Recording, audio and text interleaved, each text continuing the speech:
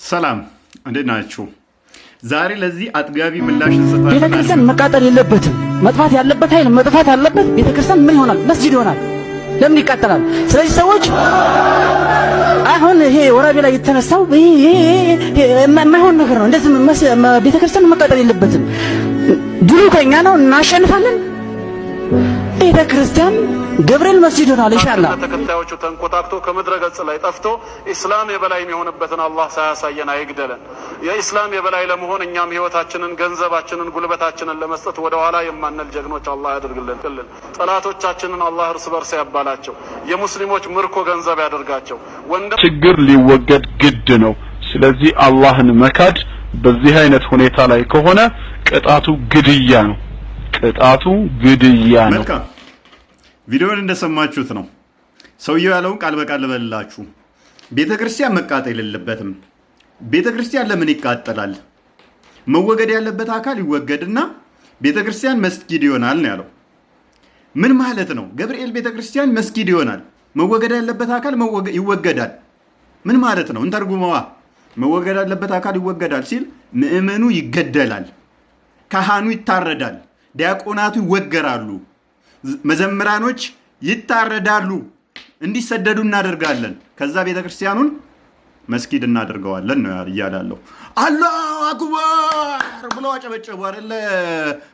መስጊድ ውስጥ ያሉት ለምንድን ነው እንደዚህ ያሉት? ይሄ ጤናማ አስተምሮ ነው እንዴ? ጤናማ ነው?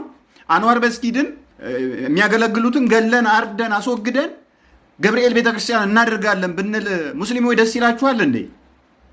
ቤተክርስቲያን ላይ አንድ ሰባኪ እንደዛ ወጥቶ ቢል ኡራኤል ቤተክርስቲያን ለዛ ሆኖ በመንዳርቦ ይሄን አንዋር መስጊድ ወደ ቤተክርስቲያን እንቀይራለን፣ ምእምኖቻቸውን ሙስሊሞቹን እናስወግዳለን ብሎ ቢል ምን ያህል አዋራ እንደምታጨሱ አታውቁትም እንዴ? ይሄ ሰውዬ ሲያለው ከራሷ ምንጭት ሆነው እዛስ የተሰበሰቡት አላሁ አክበር ብለው ያጨበጨቡት ከራሳቸው ስሜት ጋር ነው ወይንስ ቁርአናቸው ስለሚፈቅድ ነው? እንፈትሽ ቁርአናቸውን።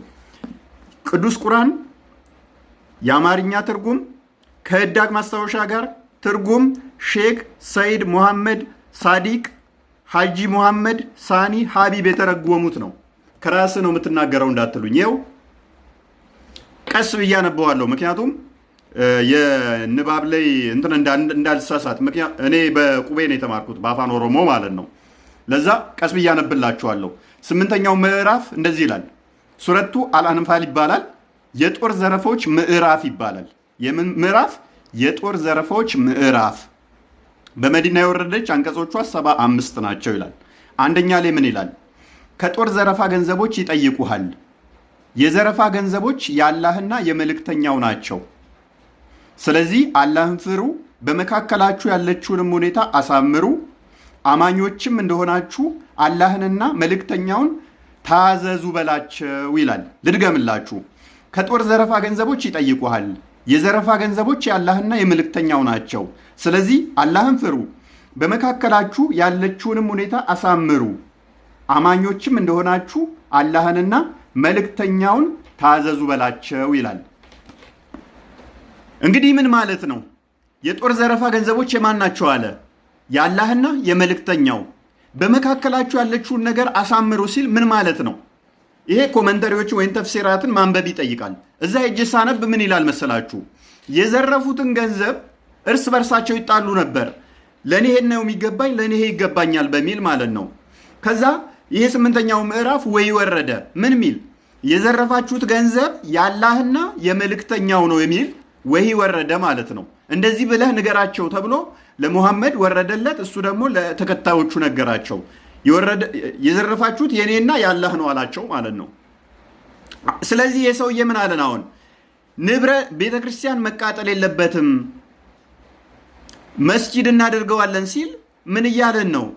ለአላህ እናደርገዋለን፣ የዘረፍነውን ህዝቡን እንገላለን። ምክንያቱም አንቀጹ ላይ አቃጥሉት፣ ሰባብሩት፣ አውድሙት ስለማይል ማለት ነው። ስለዚህ ምን እናደርጋለን አለ? ዘርፈን ሰርቀን ለአላህ እናደርገዋለን እያለን ነው። እዛ ያሉትም አላሁ አክበር ብለው አጨበጨቡ ማለት ነው። ይሄ ስቱፒዲቲ ነው። እንደዚህ አይነቱ ጽንፈኝነት ሀገር ያፈርሳል። ሀገር ያፈርሳል። መቼም አንደራደርበትም በእንደዚህ አይነት ጉዳይ ላይ። አያችሁ፣ በጣም ያማል። እኛ እናንተን እንደዚህ ብንላችሁ ምን ያህል እንደምታብዱ እናውቀዋለን። ይሄ አገር ለማፍረስ ለመንግስት ራሱ አጀንዳ መስጠት ነው። ሰላም እንዳትሆን አገሪቷ ማለት ነው። አያምም? ይሄ አይከብድም? ይሄ እኔ ግን ልጠይቃችሁ እስቲ ኢሰመጉ ባወጣው ወይንም የኢትዮጵያ ሰብአዊ ጉባኤ ባወጣው ላይ ወደ 60 የኦርቶዶክስ ምዕመናን ንብረታቸው ቤታቸው ወድሟል። ከ1200 በላይ ተፈናቅለዋል። ለምንድን ነው ንብረታቸውን ያወደማችሁት? እንደዚህ ብሏል። ኢሰመጉ ባወጣው ተሰርቀዋል፣ ኦኬ፣ ዝረፉ ይላል። ተዘርፈዋል፣ ኦኬ፣ የጦር ዘረፋ ምዕራፍ 8 ይህንኑ ነው የሚያስተምረው። ግን ምን ይላል ኢሰመጉ ባወጣው ላይ ወድሟል ከ60 በላይ ቤቶች ይላል። ከ60 በላይ ቤቶችን አቃጥላችኋል፣ እንደገና ደግሞ አፍርሳችኋል ማለት ነው። በዚህ ምዕራፍ ላይ አቃጥሉና አፍርሱ አይልም። ከናንተ ስቱፒዲቲ አስቀድሞ የተናገረው ሰውዬ መፍረስ የለበትም መቃጠል የለበትም ወርሰን መስጊድ እናደርገዋለን ያለው ሳይሻል አይቀርም።